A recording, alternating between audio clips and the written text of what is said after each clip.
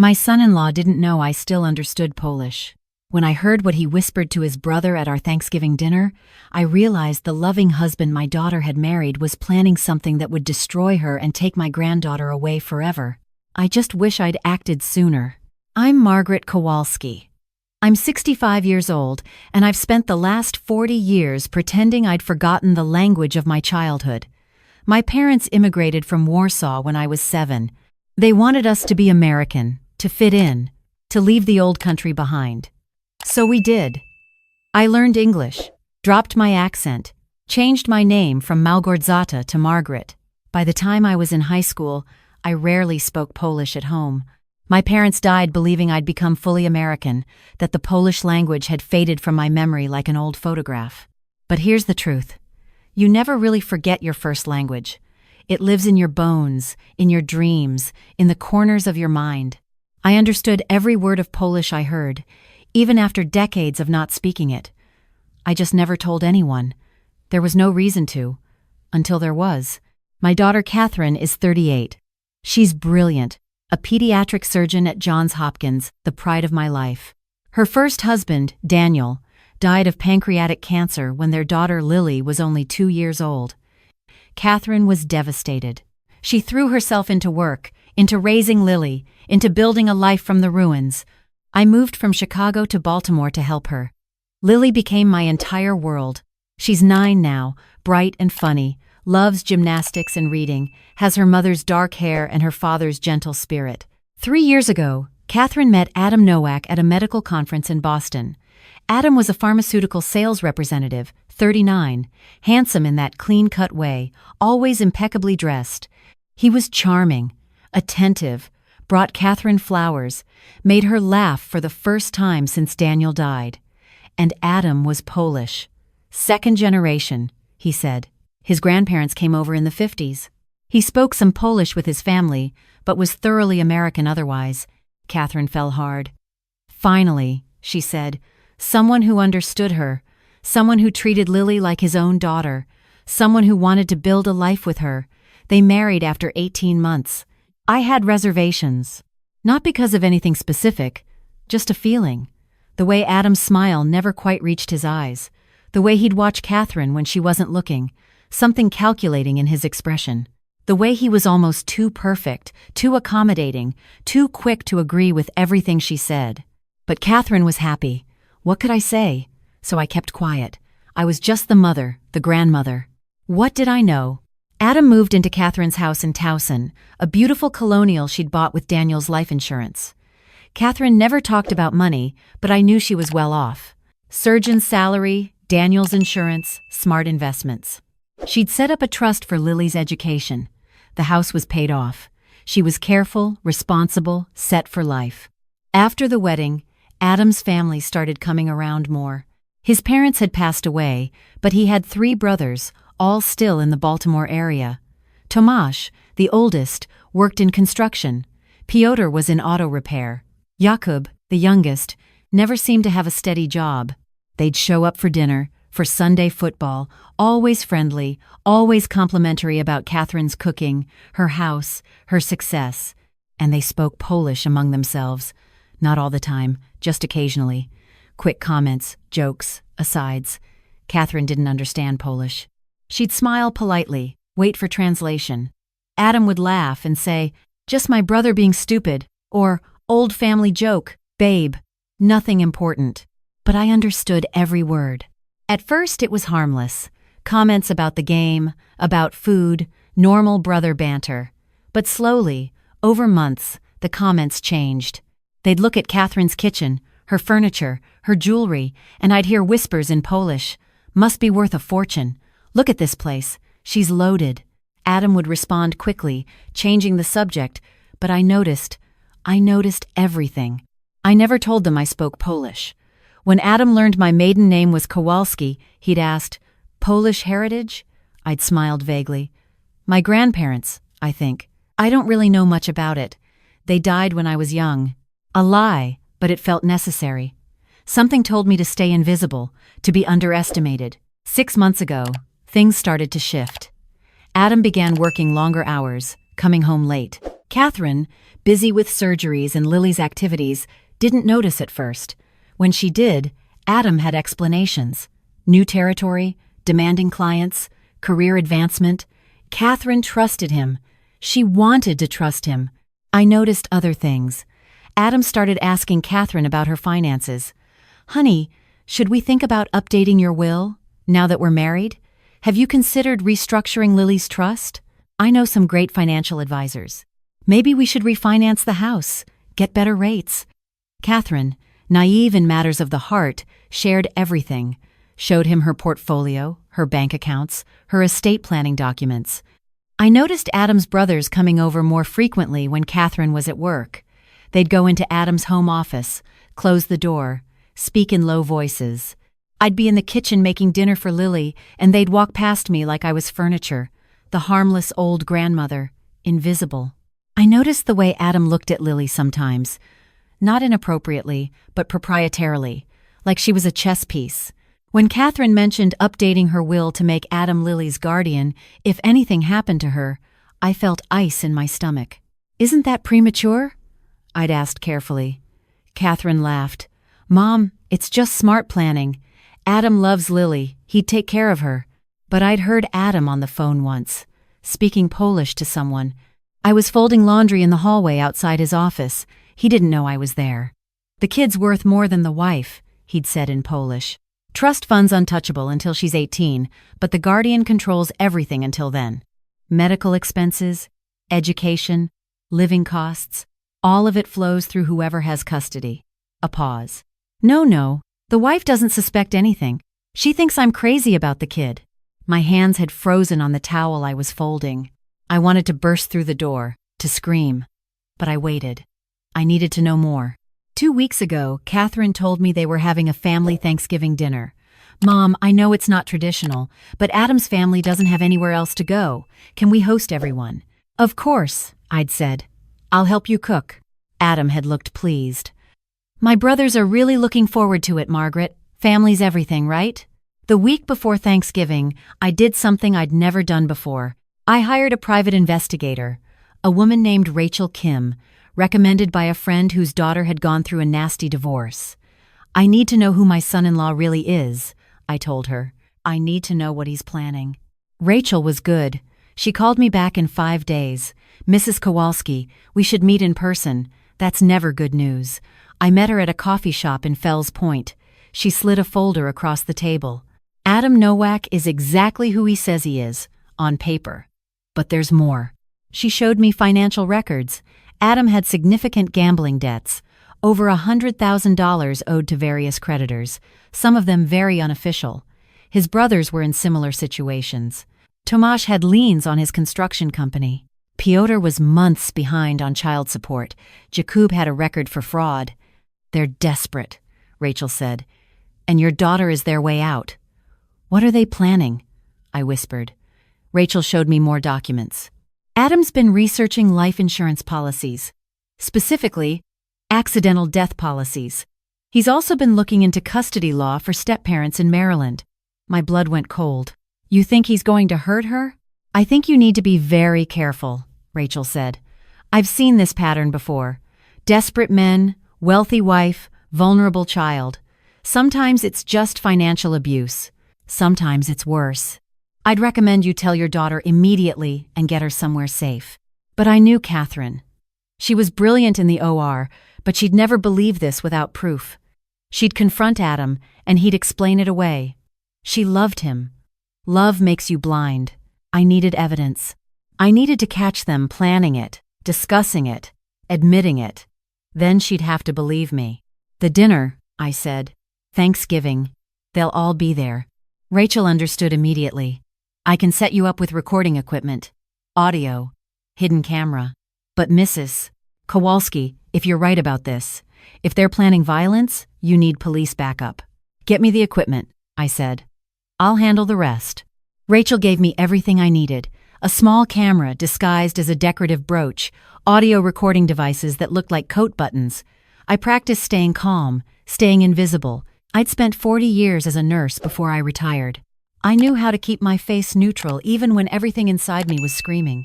Thanksgiving morning arrived. Catherine was in the kitchen by 6, preparing turkey, stuffing, all the traditional dishes. Lily helped, excited about the family gathering.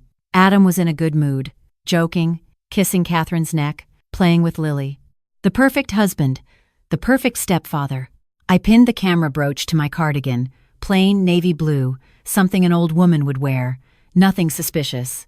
I helped Catherine cook, set the table, all the while my heart pounding. Adam's brothers arrived at 2.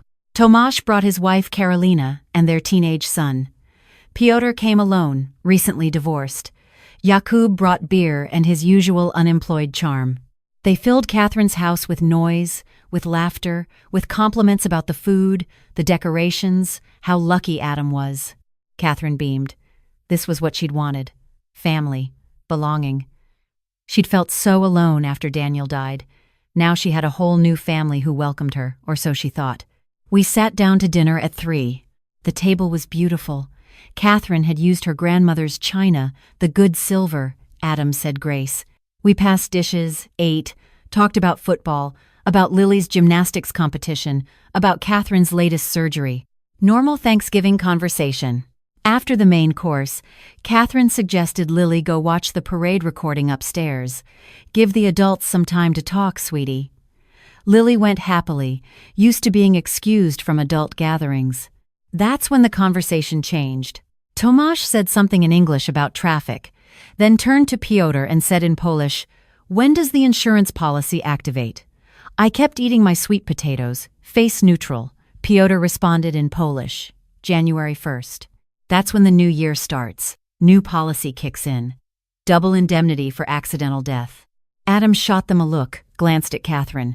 She was refilling wine glasses, hadn't noticed. He said in Polish, "Not now, later." But Jakub, already drunk, laughed and said in Polish, "Relax, brother. The old lady doesn't understand Polish.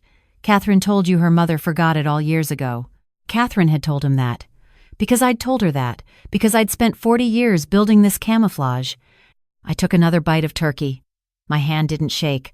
40 years of emergency nursing, of coding patients, of delivering terrible news to families. I could do this. Adam said in English, "Mom, more wine?" I smiled. "No thank you, dear, I'm fine." He nodded, satisfied. Just the harmless grandmother. The conversation continued in English for a while. Football scores, holiday shopping plans. Then Adam's wife, Karolina, asked in Polish, "Have you decided on the method?" My heart stopped, but I kept chewing, kept my eyes on my plate. Adam responded in Polish, "Car accident. Statistics show it's the most believable for a woman her age. Long hours, exhausted from work, winter roads, tragic but not suspicious." Tomasz added in Polish, "I know a guy who can make sure the brakes fail. Clean job, no evidence." Catherine laughed at something in English, completely oblivious. She was talking about her hospital's new wing, about her promotion to chief of pediatric surgery. She was radiant, successful, in love. She had no idea her husband was planning her murder right across the table. Piotr said in Polish, "And the custody is secure?" Adam nodded, still smiling, still playing the attentive husband in English while speaking murder in Polish. I became her legal guardian last month. Catherine updated her will. If anything happens to her, I get full custody of Lily and control of the trust until she's 18. That's another 16 years of access to nearly $2 million. Jakub whistled low in Polish. "Split 5 ways?" Adam shook his head. 4. Karolina gets a finder's fee for the mechanic contact, but the real split is us 4 brothers. 500,000 each. Enough to clear our debts and then some. I set down my fork. My appetite was gone. But I couldn't react. Not yet. Not until I had everything on record. Catherine asked me in English, "Mom, you okay? You look pale." I smiled. "Just full, honey. You cook too much as always." She laughed, pleased. Adam patted her hand. The hand that was planning to make her a widow, to orphan Lily, to steal everything. Tomasz said in Polish, "Timeline?" Adam replied in Polish, 2 weeks, December 10th. She has a late shift that night. Winter roads, dark, brake failure on the Beltway, tragic accident. I'll be home with Lily, establish alibi. The police will find mechanical failure. maybe cite the mechanic for negligence, but nothing pointing to me. "And the old lady?" Piotr asked in Polish, gesturing at me with his wineglass. I didn't react, didn't look up. Adam said in Polish, "Margaret? She's no threat. After Catherine dies, I'll suggest she move back to Chicago. She'll go quietly. She's old, tired, half senile. She won't cause problems." Half senile. I'd let them think that. I'd played the forgetful grandmother, asking them to help me with my phone, with the TV remote. I'd mispronounced names, forgotten stories I'd told before. All of it deliberate. All of it camouflage. Karolina said in Polish, "What if something goes wrong?" Adam's smile faded. He said in Polish, coldly, "Nothing will go wrong. I've planned this for 2 years. Every detail. The wife trusts me completely. The kid adores me. The mother thinks I'm a saint. It's perfect." I'd heard enough. I stood up, my chair scraping. Everyone looked at me. "Margaret?" Catherine asked. "You need something?" I looked directly at Adam and said in flawless Polish, using the formal mode to show I'd understood every nuance. "Yes, I need you to explain to my daughter why you're planning to murder her on December 10th. The room went silent. Adam's face drained of color. Tomasz's mouth fell open. Jacob dropped his wineglass. Catherine stood up, confused. "Mom, what are you doing? What did you just say?" I switched to English, my voice steady. "I said that your husband has been planning your murder for the life insurance and custody of Lily, that his brothers are in on it, that they're planning to sabotage your car's brakes 2 weeks from now, that they've already lined up the mechanic, that they think you're worth $2 million dead and nothing alive." "You're insane!" Adam hissed, but his face betrayed him. Panic, not confusion. Piotr stood up fast, his chair falling backward. "She's lying, Catherine. Your mother is sick. She doesn't know what she's saying." "I know exactly what I'm saying," I replied. "And I understood every word you said in Polish. Każde słowo. Every word. I let the Polish roll off my tongue. Perfect Warsaw accent, the language I'd hidden for 40 years. Catherine's face crumbled. "Mom, you speak Polish? Since when? Why didn't you tell me?" "Since I was 7 years old," I said. "And I didn't tell you because something told me to stay underestimated, to stay invisible, to listen." Adam recovered fast, laughing. "Catherine, honey, your mother is confused. We were joking, just dark humor between brothers. She misunderstood." "I didn't misunderstand," I said, "and I have it all on recording." I tapped the brooch on my sweater. Adam's eyes widened. "You're bluffing." "Am I?" I pulled out my phone, pressed play on the recording app. His voice filled the room, speaking Polish. "Car accident. Statistics show it's the most believable for a woman her age." Catherine's legs gave out. She sat down hard, her face white. "Oh my God, oh my God." Lily's voice came from the stairs. "Mommy, what's happening?" Adam moved toward the stairs, toward Lily. I stepped in front of him. "Don't you dare touch her." "She's my daughter," Adam snarled, mask completely off now. "Legally, I'm her guardian. You can't stop me." "She's not your anything," I said, "and you're not going anywhere near her." Tomasz made for the front door. He didn't make it. Rachel's team came through. 3 former police officers I'd hired for security, along with 2 actual Baltimore PD detectives Rachel had contacted. "Nobody move, police."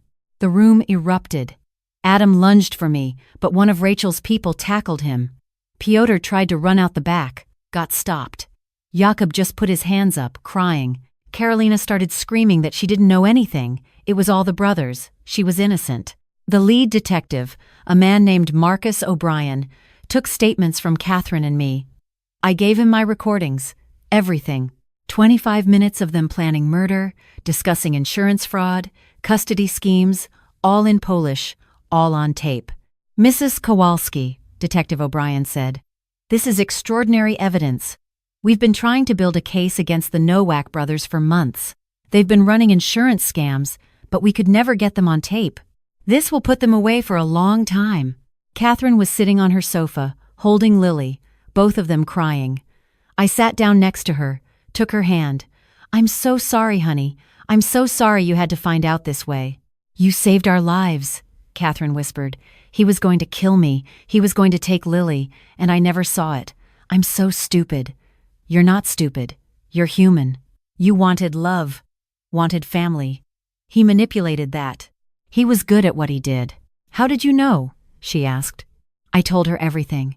The whispered conversations I'd overheard, the phone call about Lily's trust, the red flags I'd noticed. I wanted to tell you sooner, but I needed proof. I needed you to believe me. The Polish, Catherine said. All these years, you spoke Polish? All these years, I confirmed. My parents made me hide it, to be American. And then it felt easier to keep hiding it, until hiding it became the thing that saved you. They arrested all 4 brothers. Carolina rolled immediately, testified against them in exchange for immunity. The mechanic they'd contacted turned out to be an undercover cop who'd been investigating the brothers for fraud. My recordings, combined with the mechanic's testimony, made it an airtight case. Adam's trial was 4 months later. He tried to claim the Polish conversations were jokes, that I'd mistranslated, that he loved Catherine and would never hurt her. But the insurance policies didn't lie. Neither did his text messages to his brothers. Neither did the mechanic's recordings of Adam asking about brake tampering. Adam Novak got 25 years. Tomasz got 20. Piotr got 15. Jakub got 12 for conspiracy. When they led Adam away, he looked at me in the gallery. He said in Polish, "You should have stayed invisible, old woman." I replied in Polish, "I was never invisible. You were just blind." Catherine is healing. She sold the house. Too many bad memories. She and Lily moved into a beautiful condo in Federal Hill. She's seeing a therapist, working through the trauma. Lily is in counseling too, processing what almost happened. But they're safe. That's what matters. As for me, I learned something I'd like to share with you. Especially if you're listening to this and you feel invisible in your own life. If people underestimate you because of your age, because you're a woman, because you seem harmless, your invisibility is power. The skills you've hidden, the languages you speak, the things you know that others don't realize you know, those are weapons. I hid my Polish for 40 years thinking it didn't matter anymore. But that hidden skill saved my daughter's life. It saved my granddaughter. It put 4 dangerous men in prison. Never stop learning. Never let anyone convince you that you're too old, too irrelevant, too harmless to matter. Because the moment they underestimate you is the moment you have every advantage. Adam thought I was just background noise. He planned murder in front of me because he assumed I couldn't understand. He assumed wrong. Last month, Catherine and I took Lily to Warsaw. My first trip back to Poland since I was 7. We visited the neighborhood where my parents grew up, the church where they were married. Lily is learning Polish now. She wants to understand her heritage, the language that saved her life. At dinner one night in a restaurant overlooking the Vistula River, Lily said to me in Polish, practicing her new skills, "Babcia, you were so brave. Grandmother, you were so brave." I told her what I'll tell you now. Bravery isn't about being fearless. It's about using everything you have, everything you are, to protect the people you love. It's about staying quiet when you need to listen. It's about revealing yourself only when the moment is right. At 65 years old, I'm not done yet. I'm taking classes, volunteering at a Polish cultural center, teaching my language to a new generation. I'm living fully, learning constantly, protecting fiercely, because being underestimated isn't a weakness, it's your secret weapon. And when you use it wisely, you can change everything.